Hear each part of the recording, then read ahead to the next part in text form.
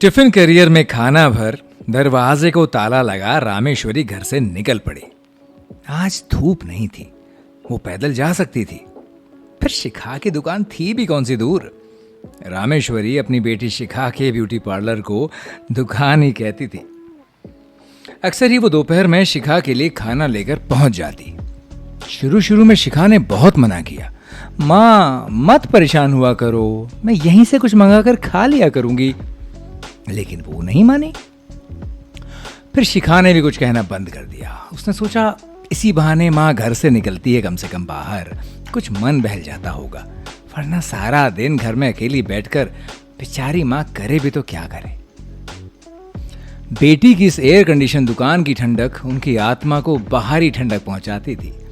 जिद करके बेटी ने अगर ये दुकान न खोली होती तो उनका मकान बचना मुश्किल हो जाता।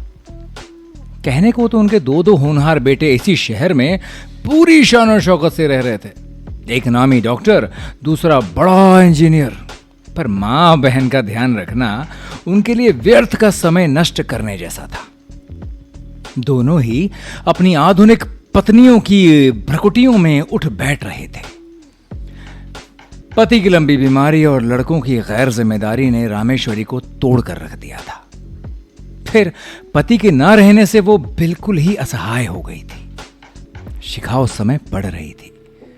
एक एक कर रामेश्वरी के गहने बिकने लगे थे। तब शिखा ने न जाने कैसे ये ब्यूटी पार्लर खोल लिया। न जाने कितनी भाग दौड़ की थी उस 18 साल की लड़की ने आय का ये साधन जुटाने में। अब तो अपनी मेहनत और सूझबूझ से शिखा ने खूब तरक्की कर ली है। पार्लर में आधुनिक साधन जुटा लिए हैं। शहर की प्रतिष्ठित महिलाएं शिखा के पार्लर में ही आती थीं। बड़े घरों की शादियों में दुल्हन को सजाने का काम शिखा के पार्लर की लड़कियां ही करती थीं। रामेश्वरी थोड़ी ही दूरी पर थी कि उन्होंने देखा एक भव्य गाड़ी आकर पार्लर के सामने रुकी। ड्राइवर की बगल में बैठे हुए अर्दली ने जल्दी से उतरकर पीछे का दरवाजा खोला और एक सुंदर प्रभावशाली महिला शालीनता से पार्लर की ओर बढ़ने लगी। पास पहुंचकर रामेश्वरी ने क्षण भर रुककर उस चमचमाती हुई कार की तरफ देखा। फिर माथे का पसीना पोंछ टिफिन करियर थामे हुए पार्लर के अंदर जा पहुंची। रामेश्वरी चुपचाप एक ओर बैठ गई और शिखा गौरवमयी महिला की साज सज्जा में व्यस्त हो गई। शिखा अत्यधिक नम्रता से उस महिला से बातें कर रही थी और वो धीरे धीरे मुस्कुरा रही थी। न जाने क्यों रामेश्वरी को उस महिला का चेहरा कुछ पहचाना हुआ लग रहा था। वो ध्यान से उसकी ओर देखने लगी। कहीं देखा है उन्होंने इसको पहले, लेकिन कहां। रामेश्वरी बार बार अपने मस्तिष्क पर जोर डालने लगी। हाँ, रामेश्वरी को याद आया, ये तो बिंदु थी, उनकी नाउन कमली की बेटी। क्या गजब की फुर्ती थी कमली के हाथों में। रामेश्वरी के ससुराल का भरा पूरा संयुक्त परिवार था। आए दिन कोई ना कोई उत्सव आयोजन होता ही रहता था। कमली घर भर की औरतों के हाथ पांव में उपटन लगाती, सेरों दाल और मसाले पीसती। रामेश्वरी की सास को तो कमली से मालिश करवाए बिना चैन ही नहीं पड़ता था। समय गुजरता रहा। रामेश्वरी की सास परलोक से धार गई। घर की करता धरता रामेश्वरी बन गई। तब तक उनके 2 बेटे भी हो चुके थे। कमली भी 4 बच्चों की मां बन चुकी थी। उस समय रामेश्वरी के घर के अनेक काम कमली ही निपटाती थी। रामेश्वरी की मालिश भी वो बड़े चाव से करती थी। कमली की सबसे छोटी संतान थी बिंदु। रामेश्वरी के बड़े से घर के चिकने फर्श पर घुटनों के बल चलती हुई यहां से वहां, वहां से यहां घूमती रहती और कमली चक्कर गिननी से घर के कामों में लगी रहती। अक्सर ही अंगूठा चूसती हुई बिंदु फर्श पर ही लुढ़क कर सो जाती। कमली के और बच्चे तो पढ़ लिख नहीं सके। हाँ, बिंदु जब थोड़ी बड़ी हुई तो कमली ने उसे स्कूल भेजना आरंभ कर दिया था। जब शिखा का जन्म हुआ, बिंदु 7वीं कक्षा में पढ़ रही थी। अब वो अंगूठा नहीं चूसती थी। सलवार कमीज पहनकर 2 चोटियां रिबन से बांधती थी। सलीके से उठती बैठती थी और बड़ी सावधानी से नन्ही शिखा को गोद में उठाकर बगीचे में घुमाती थी। समय अपनी गति से आगे बढ़ रहा था। उस वर्ष रामेश्वरी के सबसे छोटे देवर सुरेश का ब्याह था। सारे रिश्तेदार इकट्ठे थे। घर में हर समय चहल पहल रहा करती थी। कमली को तो दम भरने की फुर्सत नहीं थी। बिंदु कॉलेज जाने लगी थी, पर कॉलेज से आते ही रामेश्वरी के यहाँ आ जाती और घर के कामों में अपनी माँ का हाथ जम के बटाती।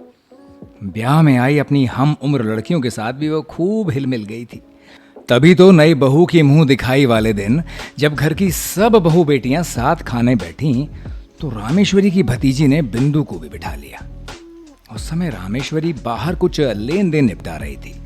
अंदर आकर उन्होंने जब बेटियों के बराबर बैठकर खाना खाते हुए बिंदु को देखा तो बुरी तरह भड़क गई और सारे रिश्तेदारों के सामने ही उनका ऊंचा स्वर पूरे घर में गूंजने लगा। अरे इस नाउन की बेटी की इतनी हिम्मत कि हमारी बहू बेटियों के साथ बैठकर भोजन कर रही है, हैं? 4 अक्षर पढ़ लिए तो अपनी औकात भूल गई।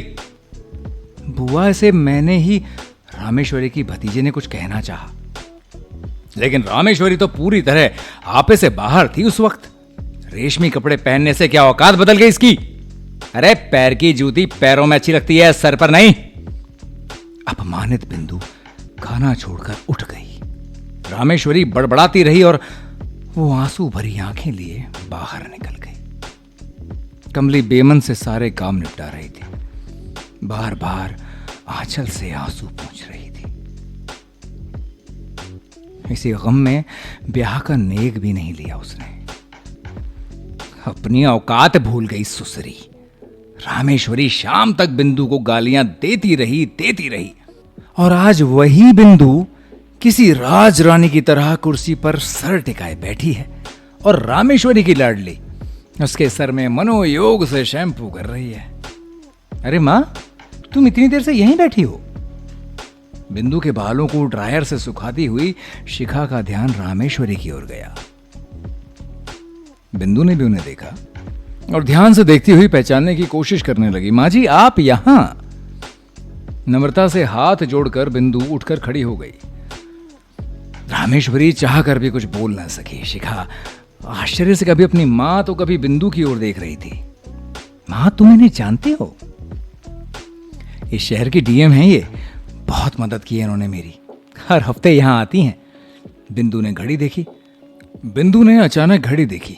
अरे 3:30 बज गए। मेरी एक जरूरी मीटिंग है, चलती हूं शिखा। चलते समय बिंदु ने 100 रुपए के 10 नोट शिखा के हाथ पर रखे और अपनी शालीन चाल से बाहर निकल गई। खाना खाती हुई शिखा बार बार बिंदु का गुणगान कर रही थी। रामेश्वरी लेकिन अतीत में डूबी हुई थी।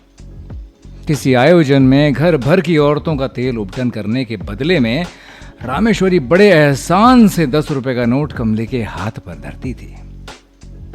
आज उस कमली की बेटी अपने बाल धुलवाने के 1000 रुपए कितनी सरलता से उसकी बेटी के हाथ पर रखकर चली गई। रामेश्वरी को लग रहा था जैसे उनके मुंह पर थप्पड़ मारा हो किसी ने। क्या सोच रही हो मां? कुछ नहीं, बस वो यूं ही। जानती हूं मां, मैं जो फैक्ट्री लगा रही हूं। हाँ, जानती हूं। तू ये मेकअप का सामान जो अपनी दुकान में इस्तेमाल करती है, इसे बनाने की फैक्ट्री लगा रही है तू। पता है मुझे, कितनी बार बताएगी? हाँ मां, उस फैक्ट्री के लिए बैंक से पैसा वगैरह ये सब कुछ ये मैडम ही दिलवा रही है। जगह भी मैडम ने ही। मैडम बोलती अपनी बेटी के ये शब्द रामेश्वरी के मन पर हथौड़े से चोट कर रहे थे। पैर की जूती कहकर जिसका घोर अपमान किया था उन्होंने, आज उनकी बेटी कितने सम्मान से उसे मैडम कहे जा रही है। आधी से ज्यादा रात बीत चुकी थी, पर रामेश्वरी की आंखों में नींद का नाम तक नहीं था। शिखा अपनी फैक्ट्री के लिए कितनी उत्साहित है, लेकिन वो उसे कैसे बता दे कि अब फैक्ट्री कभी लग नहीं पाएगी। बिंदु जान गई है कि शिखा उनकी बेटी है। अब तो वो भरपूर बदला लेगी अपने उस अपमान का। वो नित्य ही भयभीत रहती कि घर लौटने पर शिखा न जाने क्या मनहूस खबर सुनाए। लेकिन रामेश्वरी के आश्चर्य का ठिकाना नहीं रहा जब शिखा फैक्ट्री के उद्घाटन का कार्ड हाथों में लिए चहकती चहकती घर में आई। फैक्ट्री का उद्घाटन बिंदु के हाथों ही होना था। शिखा मां के लिए बढ़िया साड़ी लेकर आई। उद्घाटन वाले दिन यही साड़ी पहनना मां। शिखा के अत्यधिक आग्रह पर रामेश्वरी को नई साड़ी पहनकर वहां आना ही पड़ा। बहुत बड़े बड़े लोगों की भीड़ थी वहां। रामेश्वरी के दोनों बेटे भी आए थे। नकचड़ी बहुएं भी सज धज कर रामेश्वरी का हाथ बटाने पहुंच चुकी थी। आज कितना प्यार उड़ेल रही थी ननद। पर यह सब हुआ था बिंदु के कारण। सब बिंदु की प्रतीक्षा कर रहे थे। उसकी गाड़ी आकर रुकी तो अनेक हाथ दरवाजा खोलने को आगे बढ़ गए। हल्के रंग की रेशमी साड़ी में कितनी सुंदर लग रही थी बिंदु। शिखा के कंधे पर हाथ रखकर बिंदु आगे बढ़ने लगी। फोटोग्राफर दनादन फोटो खींचे जा रहे थे। शिखा की भाभियां बार बार अधिक नजदीक आने की कोशिश कर रही थी। रामेश्वरी को देख बिंदु रुकी, झुककर प्रणाम किया। अनगिनत तस्वीरें खिंच गईं। बिंदु ने दीप जलाए, तालियां गूंजी, भाषण हुए, खाने का समय भी आ गया। रामेश्वरी की बहुएं बिंदु के आगे पीछे घूमती हुई कुछ ना कुछ खा लेने का आग्रह कर रही थी।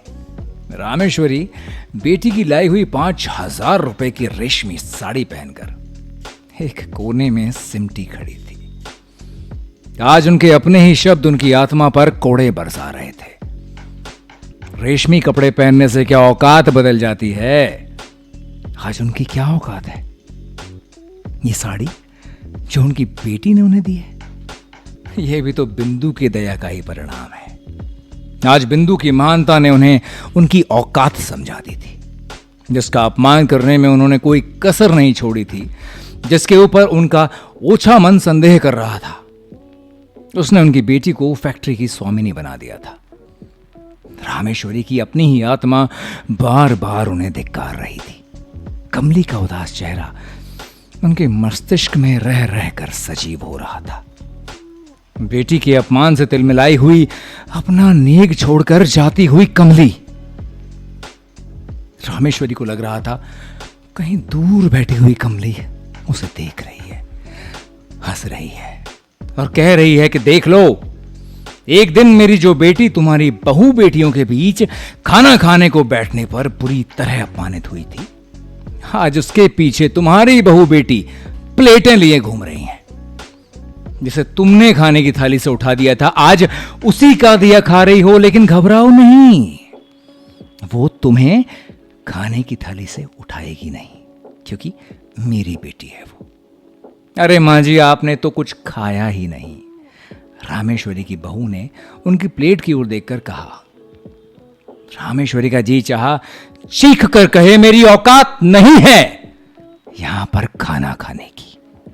ऐसे ऑडियो स्टोरी सुनने के लिए हमारे चैनल लेट्स एक्सप्रेस को लाइक, शेयर और सब्सक्राइब करना ना भूलें।